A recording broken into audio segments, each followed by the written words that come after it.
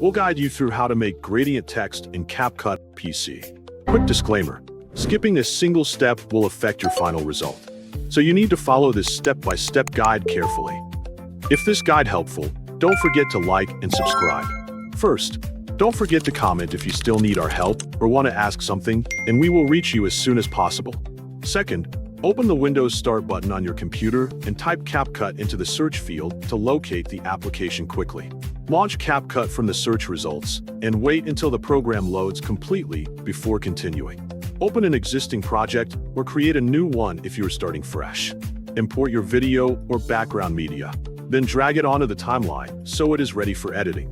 Click the Text tab on the top toolbar and choose Add Text. Type the words that you want to transform into a gradient design. Customize the font, size, and position of the text until it matches the style you want for your project. Next, duplicate the text layer by copying and pasting it. Then place the duplicated text layer directly above the original text layer on the timeline.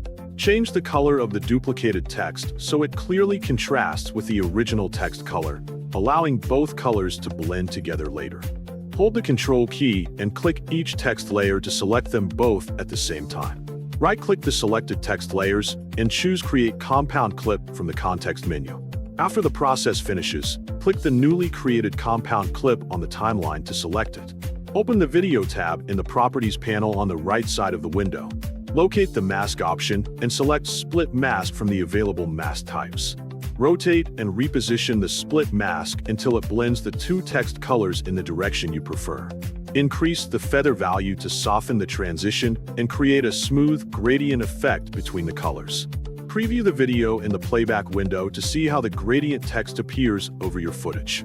Review the text one final time to confirm the colors blend smoothly and the positioning matches your design. Save your project to preserve the gradient text effect.